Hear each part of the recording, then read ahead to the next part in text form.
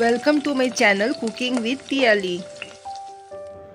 আজকে আমি আপনাদের সাথে শেয়ার করছি নিরামিষ এঁচোড়ের ডালনা রেসিপি। নিরামিষ এঁচোড়ের ডালনা রেসিপিটা বানাবার জন্য আমি এঁচোড় নিয়েছি। এঁচোড়টাকে ছোট ছোট পিস করে কেটে নেব। এবার এঁচোড়টাকে একটা প্রেসার কুকারে পরিমাণ মতন জল আর সাথে নুন হলুদ দিয়ে দুটো হুইসেল বাজিয়ে সেদ্ধ করে নেব। খেয়াল রাখতে হবে এঁচোড় সেদ্ধ করতে গিয়ে যেন গলে না যায়।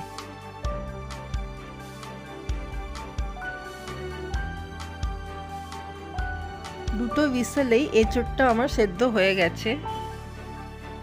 একটা ছুরি দিয়ে কেটে দেখে নিচ্ছি এঁচোড়টা সেদ্ধ হয়েছে কিনা। এরপর এঁচোড়টাকে প্রেসার কুকার থেকে ছেঁকে তুলে নিয়ে একটা বাটিতে রেখে দেব।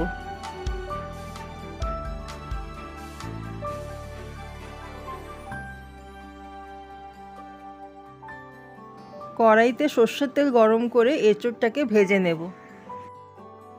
এঁচোড় সেদ্ধ করার সময় নুন হলুদ দিয়ে সেদ্ধ করেছিলাম, তাই এখন ভাজার সময় আর নুন হলুদ দিচ্ছি না। এঁচোড়টা একটু লালচে রঙের ভালো করে ভাজা হয়ে গেলে একটা বাটিতে নামিয়ে রাখবো।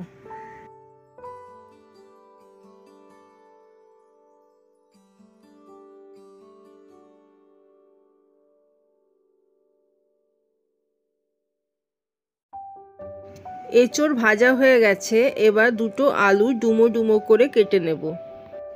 এবার আলুটাকেও ভেজে নেব।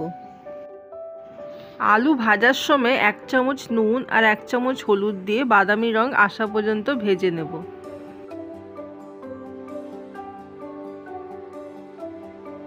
বাদামি রঙের ভাজা হয়ে গেলে আলুটাকেও একটা বাটিতে নামিয়ে রাখবো।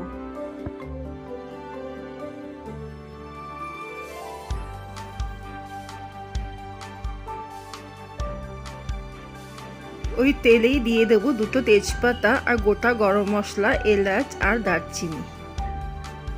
গরম মশলাটা একটু ভাজা হয়ে গেলে দিয়ে দেবো 1 চামচ সাদা গোটা জিরে।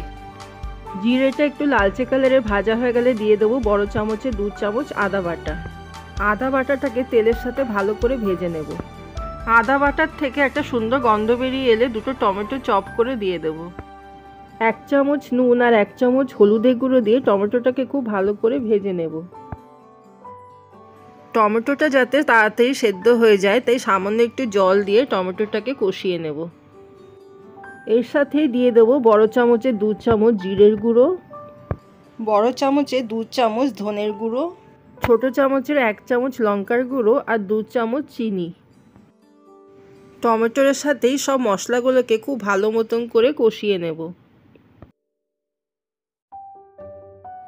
ঝালের জন্য দুটো কাঁচা লঙ্কা দিয়ে দিলাম। মশলাটা ততক্ষণ কষাবো যতক্ষণ না মশলাটা ভাজা হয়ে চারপাশ থেকে তেল বেরিয়ে আসছে। মশলাটা কষানোর পর যখন চারপাশ থেকে তেল বেরিয়ে আসবে তখন ভেজে রাখা আলুটা দিয়ে দেব। আলুটাকেও মশলার সাথে মিশিয়ে কষিয়ে নেব। আলুটা মশলার সাথে খুব ভালো মতন করে কষানো হয়ে গেছে। এবার আলুটা সেদ্ধ হওয়ার জন্য পরিমাণ মতন জল দিয়ে দেব। ঝোলের সাথে মিশিয়ে আলুটাকে সেদ্ধ হতে দেব। ঝোলের সাথে ফুটতে ফুটতে আলুটা খুব ভালো মতন করে সেদ্ধ হয়ে গেছে। এখন আমি আগের থেকে ভেজে রাখা এঁচোড়টা দিয়ে দেব। এঁচোড়টাকে ঝোলের সাথে ভালো মতন করে মিশিয়ে ফুটিয়ে নেব।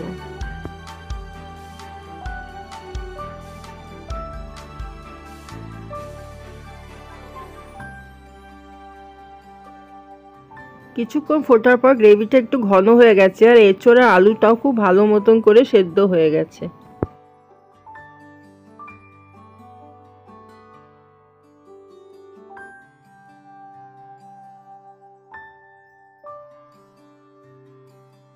রান্নাটা হয়ে গেলে শেষে 1 চামচ গরম মশলা জলে গুলে দিয়ে দেব আর সাথে 1 চামচ ঘি দিয়ে 2-3 মিনিট ফুটিয়ে রান্নাটাকে নামিয়ে নেব। আমার নিরামিষ এঁচোড়ের ডালনা রেসিপিটা হয়ে গেছে। নিরামিষ দিনে গরম গরম ভাতের সাথে সার্ভ করুন, ভালো লাগবে। আর আমার রেসিপি যদি আপনাদের ভালো লেগে থাকে তবে আমার ভিডিওটাকে লাইক অ্যান্ড শেয়ার করবেন আর আমার চ্যানেলটাকে সাবস্ক্রাইব করবেন।